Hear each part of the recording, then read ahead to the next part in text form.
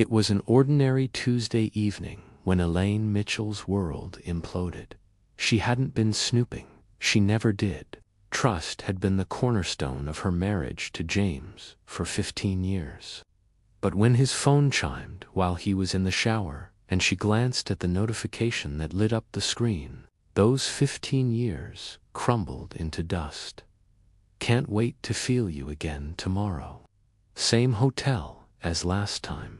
XO. The message was from someone saved as work, Sarah K. But James didn't work with anyone named Sarah. Elaine knew every colleague by name. She'd hosted dinner parties for them, exchanged Christmas cards, attended company picnics. There was no Sarah K. For several minutes, Elaine stood frozen, the phone clutched in her trembling hand. The bathroom door remained closed, the shower still running. Steam seeped out from underneath the door, ghostly tendrils spreading across the hardwood floor of their bedroom. Their bedroom, the one they had chosen together when they bought this house 12 years ago. The one where they had whispered dreams to each other in the dark. The one where James had held her through to miscarriages, and where they had finally celebrated when the pregnancy test for their daughter had come back positive. When James emerged from the bathroom, a towel wrapped around his waist, he found Elaine sitting on the edge of the bed, his phone placed carefully on the nightstand. "Who's Sarah K?" she asked, her voice unnaturally calm. The color drained from James's face. That split-second reaction told Elaine everything she needed to know, but she waited anyway, clinging to the desperate hope that there was some explanation, some misunderstanding that would restore her world to its axis. "I can explain," he began, using the nickname he'd given her on their first date. "Don't call me that." The sharpness in her voice surprised even her. What followed was both surreal and achingly familiar to anyone who has ever uncovered a betrayal. James's stammered explanations gave way to defensiveness, then to tearful confessions, and finally to desperate pleas. It hadn't meant anything. It was only physical. He had been weak. He had been stupid. He loved only her. He would end it immediately. They could work through this. 15 years couldn't be thrown away over one mistake. Except it wasn't one mistake. Sarah K., Elaine learned, had been in James's life for 7 months. 7 months of lies, of working late, and business trips. 7 months during which Elaine had planned their anniversary vacation, helped their daughter with science projects, and researched retirement plans that would allow them to travel in their golden years. "I want you to leave," Elaine said, her voice hollow. "Tonight." The weeks that followed blurred together. Elaine moved through her days mechanically, shielding their 10-year-old daughter, Emily, from the full truth while trying to explain why Daddy was staying at Uncle Rob's apartment. She fielded concerned calls from friends and family. The constant question, "Are you okay?" becoming a trigger for waves of rage and grief. Of course, she wasn't okay. How could she ever be okay again? The night she found the text message replayed in her mind constantly. If she hadn't seen his phone that night, how long would it have continued? Would she still be living in blissful ignorance, planning family vacations and date nights with a man who went to another woman's bed? The thought made her physically ill. James's repeated attempts to reconcile the flowers, the tearful phone calls, the promises of therapy deepened her sense of betrayal. Each gesture seemed calculated, performed. Had he cried with Sarah K. when she'd threatened to end their affair? Had he promised her things to "You should at least talk to him," her sister urged during a rare moment when Emily was at a playdate and Elaine had allowed herself the luxury of falling apart on her sister's couch. 15 years, Elaine. People make mistakes. A mistake is forgetting to pay the electric bill," Elaine said, her voice raw from crying. This was a choice. Thousands of choices, every day for 7 months. The hardest part wasn't the betrayal itself, though that cut deep enough to take her breath away, but the realization that she no longer knew her own life. Every memory was now suspect, infected with doubt. Had he been thinking of Sarah during their anniversary dinner? Had he texted her from the hospital waiting room when Emily broke her arm? Was anything real? As winter gave way to spring, Elaine found herself sitting across from James in their lawyer's office, finalizing the divorce that would legally end what had already died that Tuesday evening. James looked terrible. He'd lost weight, and dark circles shadowed his eyes. She felt a traitorous flicker of concern before reminding herself that his suffering was self-inflicted. "I still love you," he said quietly, as they walked to the parking lot afterward. "I'll always love you." Elaine stopped, turning to face him fully. "The problem, James, is that I still love you too, but I'll never trust you again. And I can't live like that." The pain that flashed across his face gave her no satisfaction. There was no victory here, no righteous vindication, only the wreckage of what they had built together. In the months that followed, Elaine began the slow, excruciating process of rebuilding her life.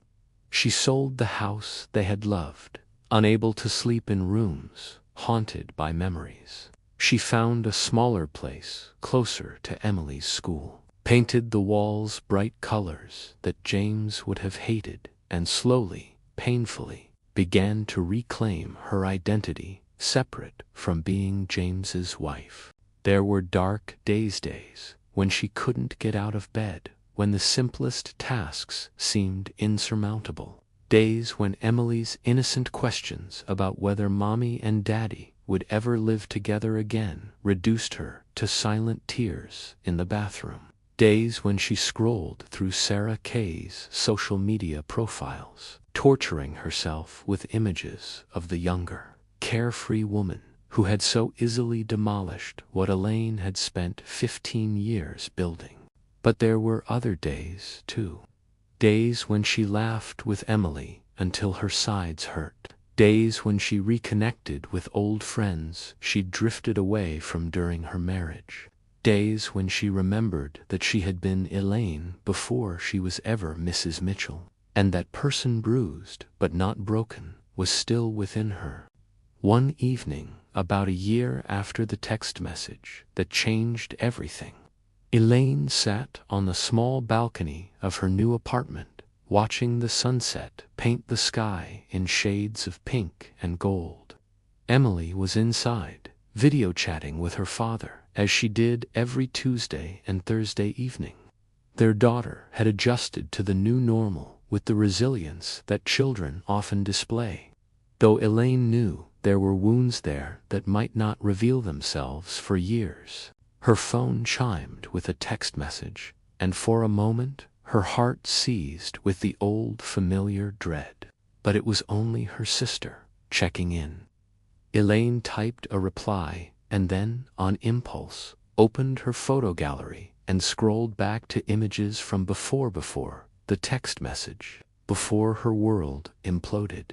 There she was, smiling with James on a beach in Mexico, his arm around her waist, both of them sunburned and happy.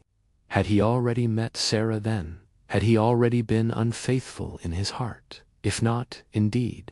The questions had no answers, and gradually Elaine was learning to live with that uncertainty. Some days the not knowing was almost worse than the betrayal itself. Other days she found strength in accepting that some things would never be resolved. That closure was a myth people clung to in order to make sense of senseless pain. 2 years after that fateful Tuesday, Elaine found herself sitting across from James at Emily's school concert. They had developed a careful civility for their daughter's sake. the raw edges of their separation gradually smoothed by time and necessity.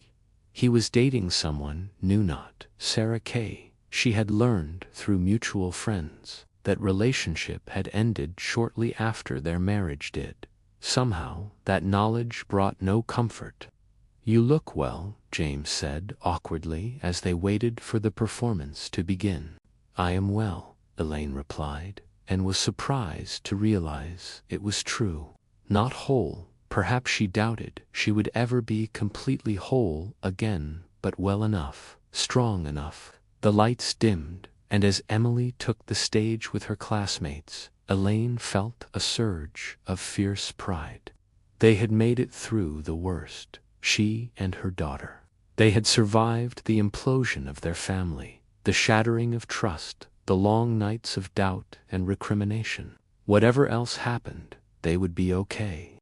Later that night, after Emily was asleep, Elaine found herself thinking about trust, how easily it was broken, how painstakingly it had to be rebuilt. She had trusted James completely, never questioning his late nights or business trips, never checking his phone or email. That blind faith had left her vulnerable to a devastation she never saw coming. But the alternative, living in constant suspicion, needing verification for every claim, questioning every absence, was no way to live either. The shadow of doubt, once it entered a relationship, was almost impossible to banish completely. 5 years after the text message that destroyed her marriage, Elaine met someone new. Michael was kind and steady, a widower with a teenage son who made Emily laugh. When he asked her to dinner for the first time, Elaine hesitated, the old fear rising like a tide within her. Could she risk it again? Could she open herself to that possibility of pain? "I've been hurt before," she told him, honestly, on their third date, badly. "So have I," he replied, equally honest. Different circumstances, same result. They built something slowly, carefully. Both of them scarred by their pasts, but unwilling to let those scars define their futures. Trust came incrementally, tested by time and actions rather than words and promises. There were moments when the old doubts surfaced, when Michael was late coming home, when his phone rang at odd hours, but Elaine was learning to distinguish between reasonable caution and paralyzing fear. 10 years after that Tuesday evening when her world imploded, Elaine stood in a garden surrounded by friends and family, including Emily, now 20 and home from college for the occasion. Michael waited beneath an arch of flowers, his smile nervous but sure. James was not present. That would have been a step too far for both of them, but he had called that morning to wish her happiness, and she had been able to thank him sincerely. They would never be friends, but they had found a way to peacefully coexist in the shared landscape of their daughter's life. As Elaine walked toward her future, she carried with her the lessons of her past. The shadow of doubt never completely disappeared. How could it, after what she had experienced? But she had learned that doubt, like grief, could be incorporated into life without dominating it. It could serve as a reminder to cherish what was genuine, to recognize the precious fragility of trust. When she spoke her vows, promising to love and honor, she did so with eyes wide open to the possibilities of both joy and pain. There were no guarantees, no certainties, but there was hope and courage and the hard-won knowledge that she could survive, even if the worst happened again. Later, at the reception, as she danced with Michael under strings of fairy lights, Elaine thought about that text message, how a few simple words had the power to destroy what had seemed unbreakable. Words had power, they always would. But so did resilience and forgiveness, not of James, perhaps, but of herself, for not seeing what had been happening, for believing in something that wasn't real. The shadow of doubt would always be with her, a silent companion through life's brightest moments. But Elaine had learned to live with that shadow, to acknowledge its presence without giving it control. In the end, that was perhaps the most important lesson from the ruins of her first marriage, that doubt, like love, was part of the human experience, and that embracing both was the only way to live authentically.